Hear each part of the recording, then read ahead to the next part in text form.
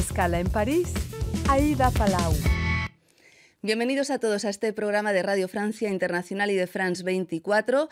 El Sahel en África lleva años siendo el escenario de una gran violencia que afecta a varios países. Allí se concentran grupos armados, yihadistas, pero también criminales que trafican con droga que en parte viene de Latinoamérica. Hoy hace escala en París alguien que conoce muy bien esta zona, que la ha investigado durante años. Se trata de la politóloga y periodista española Beatriz Mesa. Beatriz, muchísimas gracias. Bienvenida. Gracias, Aida, por la invitación. Beatriz es corresponsal en Rabat, en Marruecos, para varios medios de comunicación, entre ellos esta casa, Radio Francia Internacional, y también es investigadora y profesora en la Universidad Gaston Berger de San Luis, en Senegal, y en la Universidad Internacional de Rabat, y acaba de publicar un libro interesantísimo en francés, Les groupes armés au Sahel, los grupos armados en el Sahel, conflictos y economía criminal en el norte de Mali, en la editorial Halfa, y es el fruto de más de una década consagrada a investigar esta compleja zona del mundo. Y el enfoque de este libro, Beatriz, va más allá de reducir esa violencia a grupos yihadistas como AQMI o el Estado Islámico en esa zona, o a movimientos independentistas, ¿no?, como el Movimiento Nacional para la Liberación de la Sawat, que así denominan a la zona septentrional de Mali. Usted sostiene que hay grupos criminales.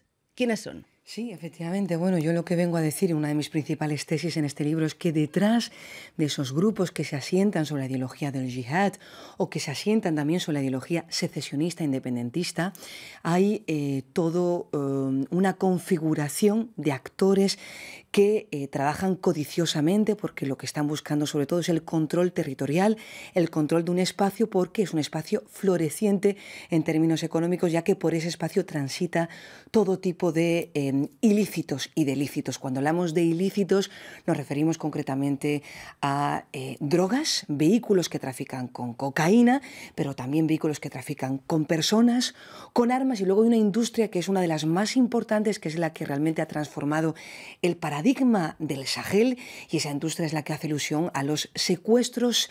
Hace años de occidentales, hoy se ha vulgarizado, si me lo permites, el secuestro, ¿no? Son actores híbridos que trabajan entre violencia política y crimen organizado. ¿Y qué relación tienen con esos grupos yihadistas? ¿Se solapan? ¿Son los mismos? ¿Trabajan unos para los otros?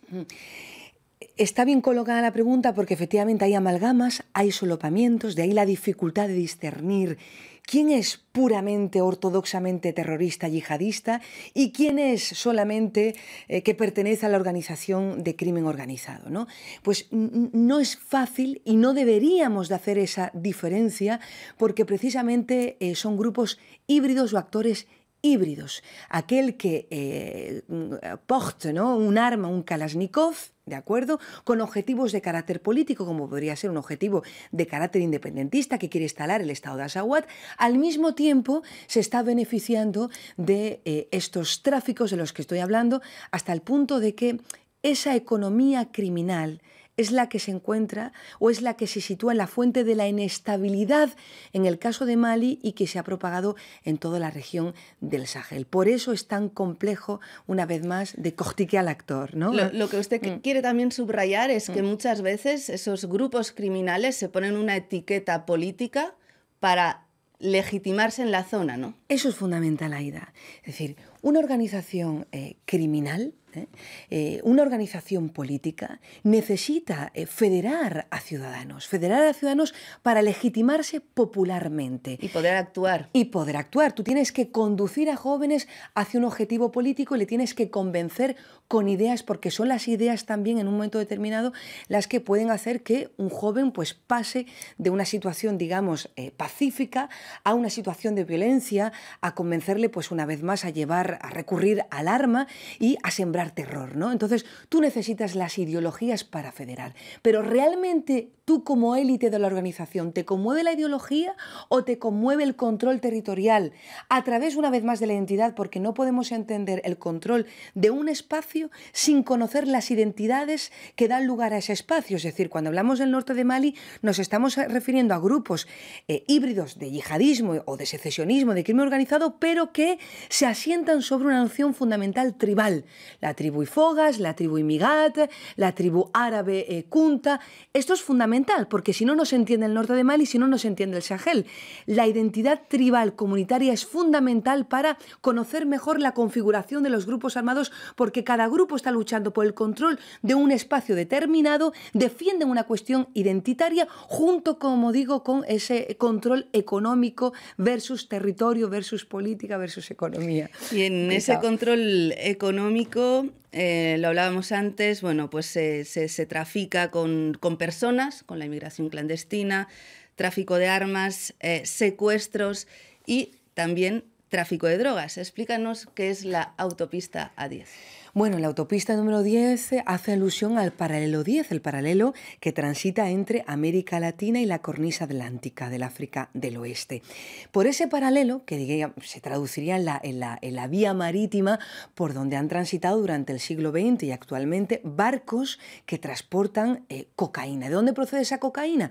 De países como Colombia, que es un productor de cocaína, de planta de cocaína, y que siempre pues había comercializado con los Estados Unidos a través de una plataforma que era México como lugar de tránsito. En el momento en que se empieza a cerrar esa frontera porque hay un mayor control por parte de las autoridades, se buscan otras fronteras de tránsito. ¿Cuál es esa frontera? El Sahel. ¿Desde dónde? Desde Senegal, desde Gambia, desde Guinea-Bissau, y que en esas zonas desembarca, como digo, las drogas por esa vía marítima y que entran en la zona del Sahel. ¿Pero por qué Aida es particularmente Mali importante? Es decir, Mali hasta el momento no es un productor de cocaína como lo es Colombia. Mali no es por el momento, el norte de Mali, lo que se conoce como Azawad, tampoco es un productor de recursos naturales de momento, porque posee uranio, posee gas, pero ¿en qué se convierte? Por eso la convierte en algo peligroso, porque es una zona de tránsito. Es decir, sin ser necesariamente un productor se convierte en una zona de tránsito fundamental de esos recursos ilícitos, y por eso se transforma la organización social de los actores locales y se transforma toda la región, porque se convierte en ese lugar de tránsito de los ilícitos que proceden de América Latina. En el libro habla de un dato: el 35% de la cocaína producida en Latinoamérica va a África del Oeste para luego ser transportada a Europa. Hay incluso pistas de aterrizaje de aviones, ¿no? No solo se transporta en barcos, sino también en el Sahel hay pistas de aterrizaje exclusivamente para esos aviones, ¿no? Sí, efectivamente, el norte de Mali, que podríamos decir que es una zona constituida por lugares grises, porque no habría una representación estatal, porque esto está en manos de los actores no estatales, vamos a decir, grupos armados. Ellos han tenido la capacidad durante todos estos últimos años de abrir pistas de aterrizaje en pleno Sahel.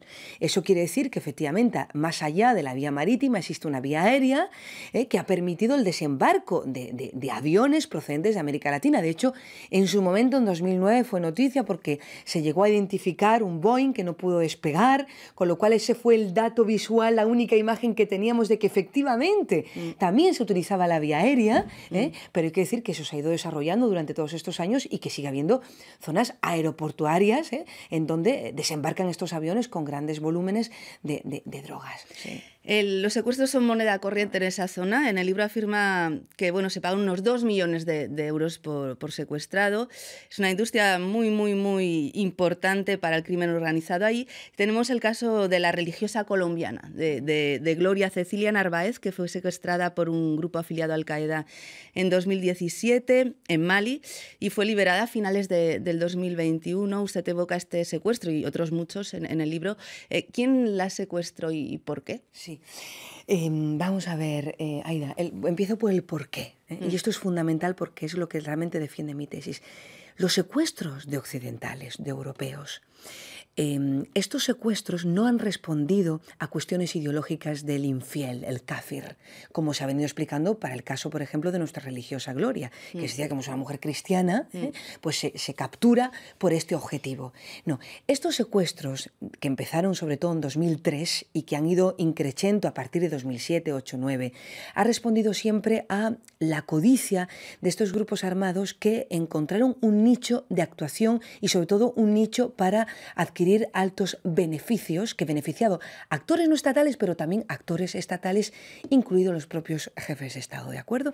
Entonces, estos secuestros, como explicabas, ¿qué supone? Un actor internacional, un otage, un rehén occidental, supone, en su momento eran 500.000 euros, pero después ha ido cotizando porque ha ido funcionando. ¿Por qué?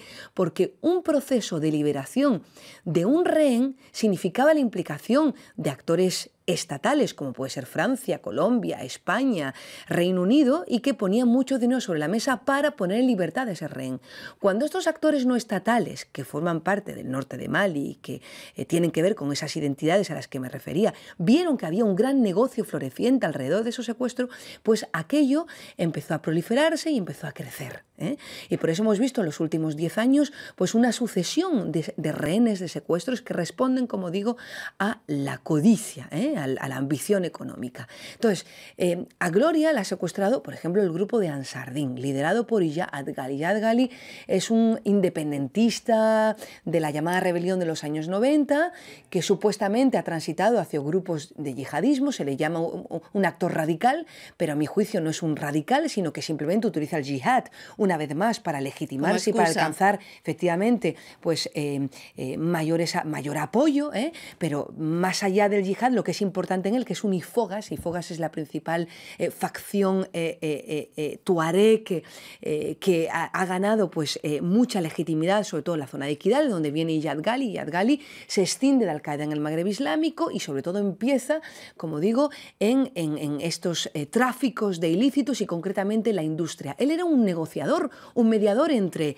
Amadou Toumani Touré, el presidente de la República en su momento de Mali, y los actores armados del norte. Y esa mediación servía para que los beneficios que procedían de los secuestros fueran repartidos equitativamente entre el Estado y los grupos no estatales, los grupos armados no estatales. Y entonces ha funcionado también el secuestro de los catalanes cooperantes en 2009, que fueron secuestrados en Mauritania, pero hemos tenido italianos, más españoles, australianos, y en el caso de la colombiana. La colombiana han sido años largos de negociación, porque ¿qué se estaba esperando? Se le podía haber, afortunadamente no ha ocurrido, pero si realmente hubiera sido un objetivo puramente político, podría haber sido asesinada, y no ha sido el caso. Y no fue el caso. Bueno, Beatriz Mesa, ya no nos queda más tiempo, muchísimas gracias y le deseamos muchísimo éxito con este libro tan interesante, Los grupos armados del Sahel, y a ver si pronto lo podemos leer en español. Muchas gracias, Aida. Y muchas gracias a todos ustedes por habernos acompañado. Ya saben que nos pueden seguir por internet también en rfimundo.com y en france24.com. Hasta pronto, amigos.